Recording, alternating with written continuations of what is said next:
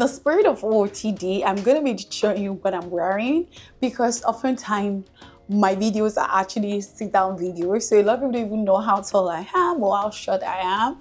Like you just literally almost see from this side, half of me. But today we're going to be doing OOTD. I have told you guys I'm wearing a leather jacket and I got it from Old Navy. I have a lot of pieces from Old Navy. You can't blame me. I like them. I'm also wearing a white pant, which is also from Old Navy. I usually get my pants from Old Navy. Like most of my trousers are actually from Old Navy, and it's just because Old Navy have right pieces, especially when it comes to length, your trousers length. You always get it. So if you're a tall person or a tall girl out there and you're struggling with your length of your trousers, you want to try Old Navy. And also not just Old Navy, I also try some other brands like Ricky's, H&M. I've even gotten any trousers from H&M once, and the length isn't given it. Sometimes I spoken with their staff and they were like, okay, you might have to trade size for length. What I meant is, okay, I currently wear size 12, 14, so the length is not so good for me.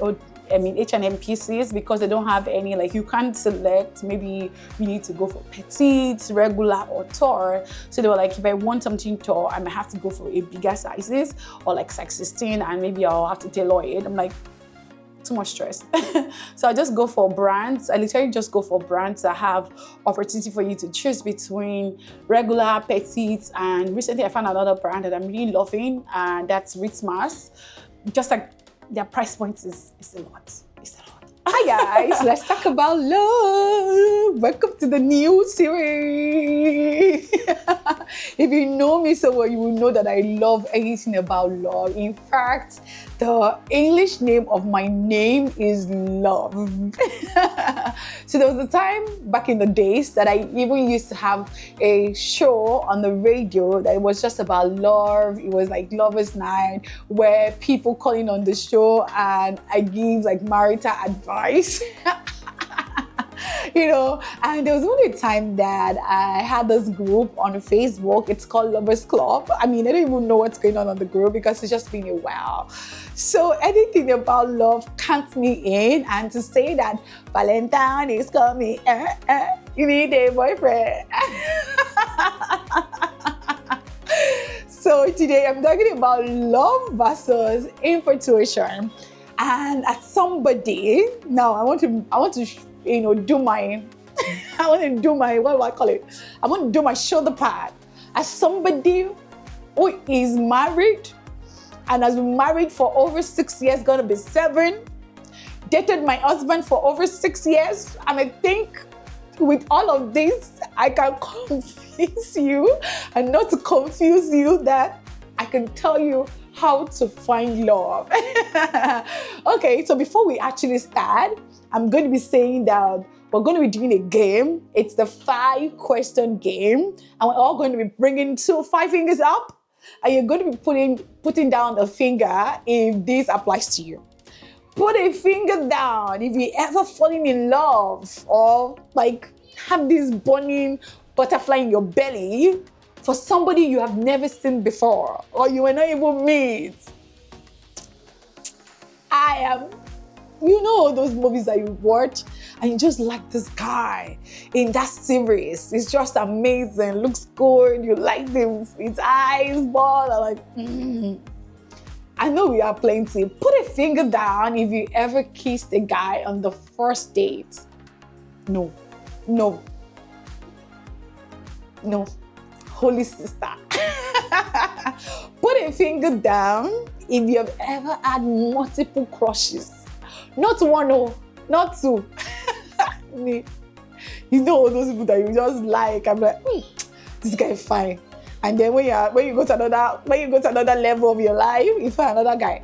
This guy is fine. Put a finger down if it take you, or if it has taken you many weeks or so long before you eventually said yes. Me, and that's my husband.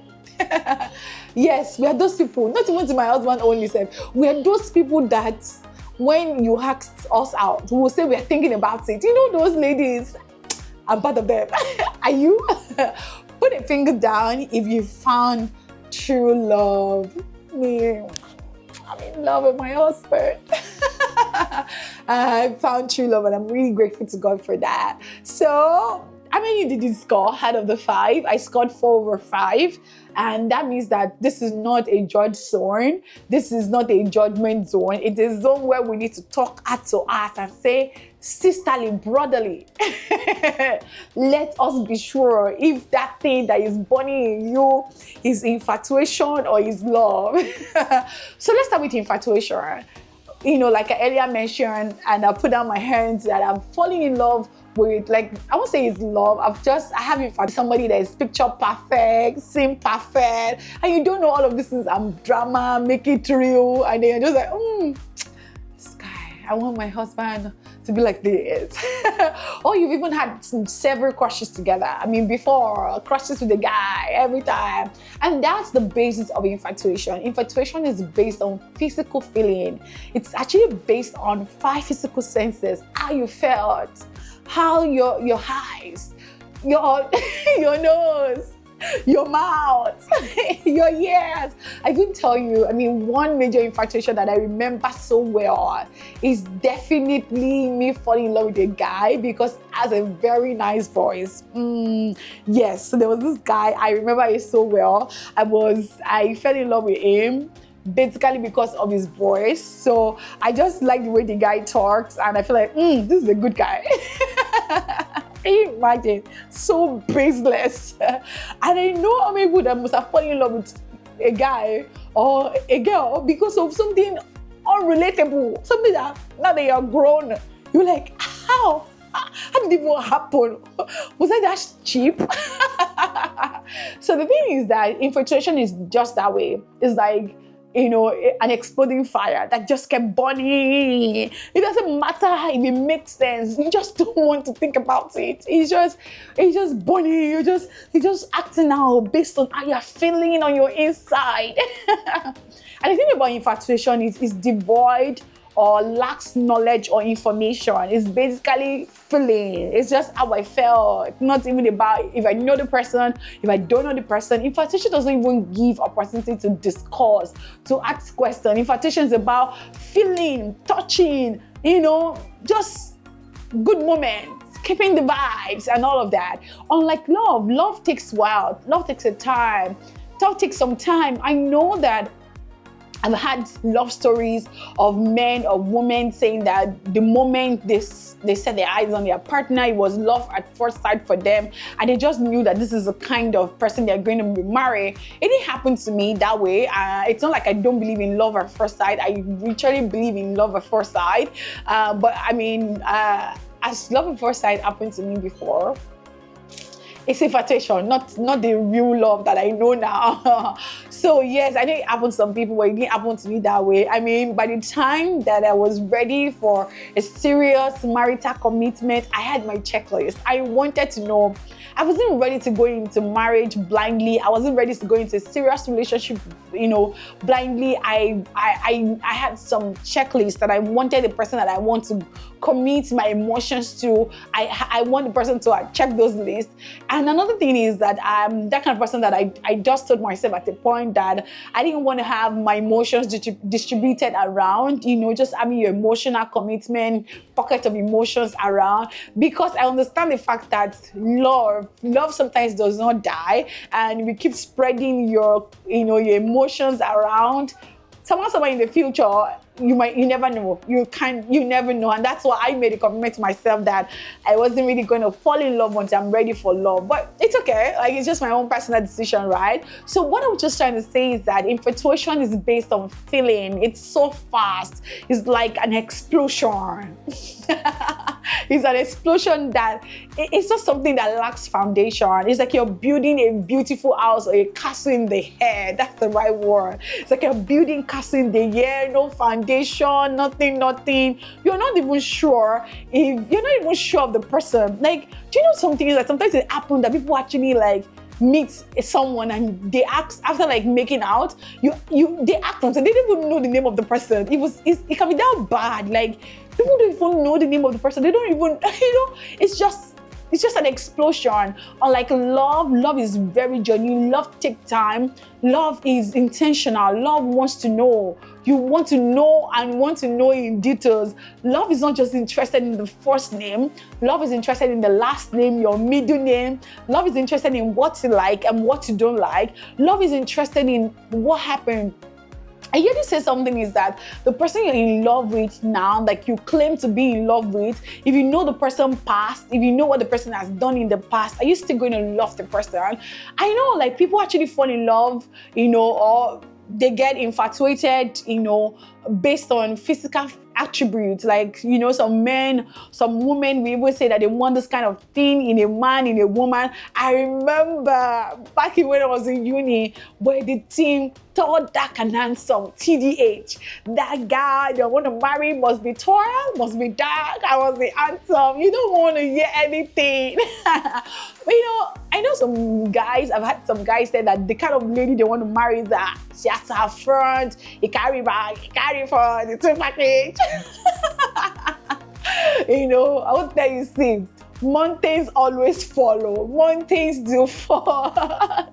Mountains do fall. So you want to be sure that that relationship, that love, that feeling that you're having is built on something very standard, as something really, really established, something sound. And that's why I agree that every love or every serious relationship should be built on commitment, some checklists.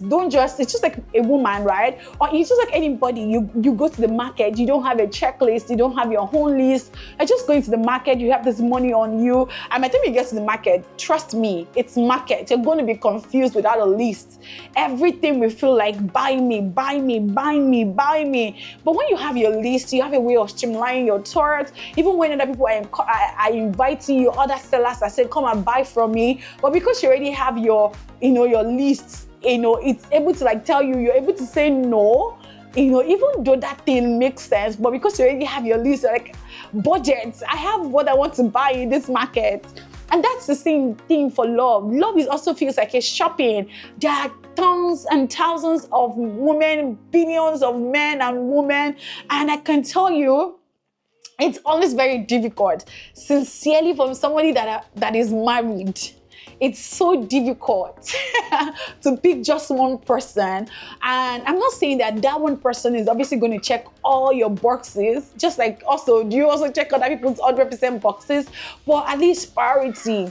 For example, I had my own checklist and I'm going to share some with you. Number one on top of my checklist was I wanted somebody that is a believer, a child of God, established in the church, from a Christian background, not black and white. I was so specific about it that I wanted somebody that is a child of God. You already guys know that I'm a Christian, and that was it. I wasn't ready to marry half Muslim, half Christian. No, I told myself point blank that it was top of my list. Another thing again that was on top of my list was a guy that has vision. Yes, I was very, very specific about vision. I wanted a man that knows where he's going, that understands purpose. He might not know everything is going to be in life, right? But I needed somebody that already have an idea, or that there is also intentional about purpose, like purpose-driven life. Another thing that was also interested in it, I wanted a guy that is handsome. I wasn't ready to marry somebody that there won't be any physical, sometimes when I look at my husband, I'm like Baba. Fine, Baba. And my husband like, I'm fine, okay? Like, you're fine. I'm like, you're fine. Even though we've been married for I've known my husband for close to 30 years now, and I can tell you we're all still in love with you. Like, girl, you settle. Like, Baba, you find you. So I would say that even though I feel like I'm painting love like something intellectual, something that has to, fit all the checklists, but yet I want to tell you something, that a part of love, as much as it's intellectual, is also emotional. So love is, I would say for me, love starts from your head, it goes down to your heart. Unlike infatuation, it starts with your heart and sometimes stops there. It doesn't even go to the brain. So I hope that with this gist of today, you are able to analyze your relationship, your current relationship, and say, this relationship, where is it starting from? Is it starting from the head? And does it go down to the heart? Because your heart is still very important. You also don't want to marry someone that you are just intellectually appealing to, but there's no emotional connection. No, we don't want that kind of, I don't want that kind of relationship for you. But at the same time, I don't want that kind of relationship that is just 100% sensual and there is no, what will I call it? There is no information, there is no data, there is no fact around it. So, guys, we're going to be having so much fun. We're going to be having so much fun in this series as we're going to be shaking tables, telling you, like I remember, don't forget this love series, and we're going to be telling ourselves the accurate truths, nothing but the truth. And you guys can also contribute about it. All right, guys, thank you so much for sticking by and watching this episode. Catch you guys later. If you have not subscribed, what are you waiting for? What? Are you not in love with my channel? When you're in love with my channel, you're watching my content, but you're not subscribing. No, don't do that.